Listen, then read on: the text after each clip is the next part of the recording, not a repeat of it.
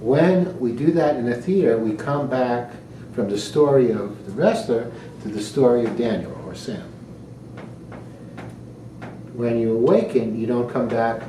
The Daniel story is also just another story. There's an infinite amount of films, and you see that who you really are is nothing, emptiness.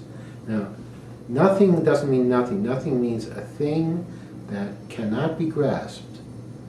A spacious, empty quality like light or air, call it mind or consciousness or whatever, that can become anything. So when you realize that that is your real nature, in a way, all the things that were bothering you before are not important. Now that is stage one. And that stage has to go on for a while and really deepen. And it's the basis of what they talk about in Buddhism, emptiness, shunyata, that you are like, and it's not so different than what the Muslims say, light on light. That's the word they use, light on light. Empty, spacious, or perhaps, let's say, if you're looking at Judeo-Christian tradition, you would call it spirit. But it has no qualities whatsoever. And in every Buddhist temple in the world, in the morning they chant what is called the Heart Sutra, which describes it.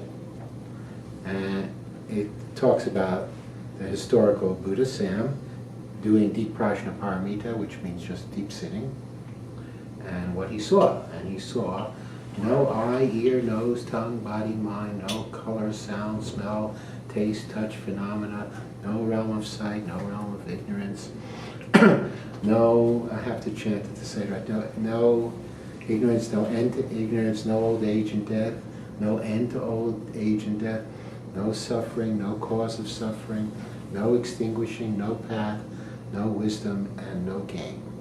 Thus, the Bodhisattva practitioner lives the deep wisdom with no hindrance in the mind, meaning no ideas, no hindrance, therefore, no fear, far beyond deluded thought. This is nirvana, or enlightenment. And then they say, Gate, Gate, Paragate, Parasamgate, Bodhisvaha, which in Sanskrit means gone, gone, gone to the other shore. And basically, truth, Bodhi, and Svaha is the equivalent of like yippee. Hooray. You know? Okay, so gone, gone, gone to the other shore. And the other shore, by the way, is this shore, when you see it correctly. Just looking at the cover of my book that's coming out, which is entitled Wonderland, which is really about that, about this shore being Wonderland. So that's what you're looking at when you're, and I can expand on this on Thursday, when you're looking at deep understanding, deep sitting. Now,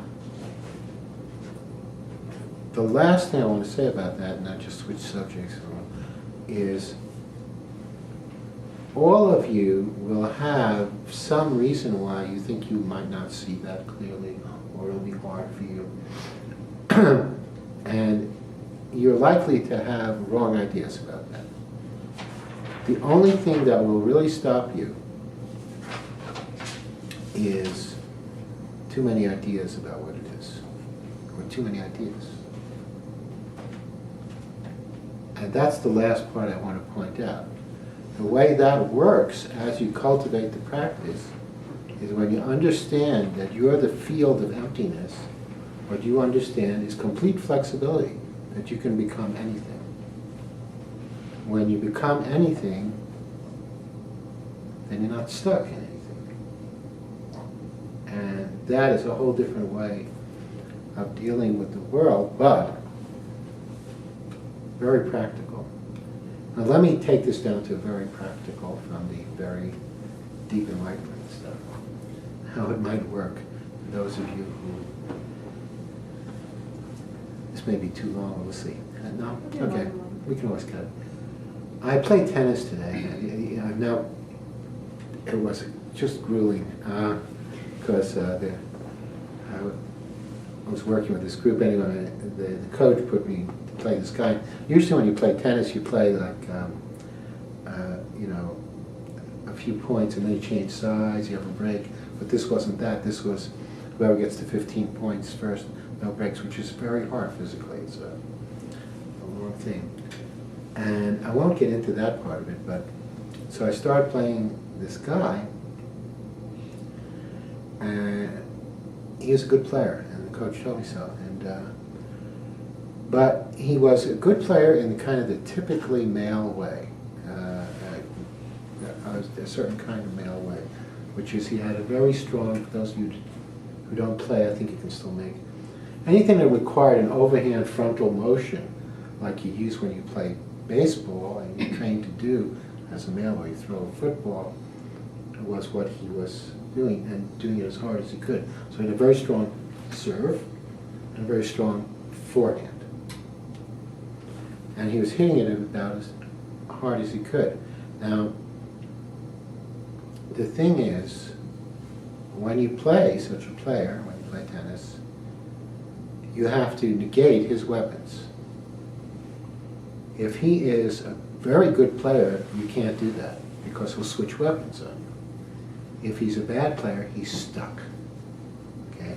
So this guy is serving as hard as he can against me. When he serves at me hard, I just bat the ball back. I don't engage his serve.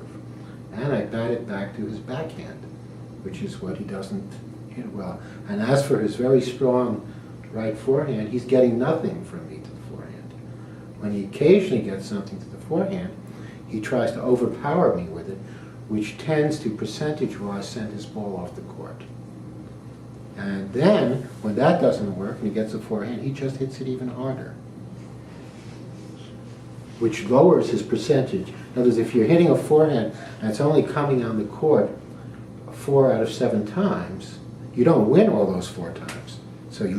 So that means 2 out of 7. It's not worth it, right? So that is how we are in our life too. We get stuck in a way of doing things, and when it doesn't work, we just do the same thing even harder.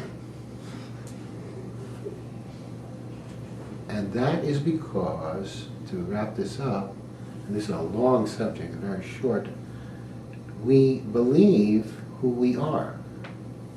If we see that we are emptiness, then we can switch. In other words, if the hard forehand isn't working, well, try a soft forehand. Try something else. If the way you approach women or men doesn't work, then try something else. If your relationships don't work, try something else. If what you think should work in getting work or jobs isn't working, try something else. So, strangely enough, the manifestation of knowing who you really are, of enlightenment, is flexibility. It's not being fixed, unfixed. That's the Zen word, unfixed.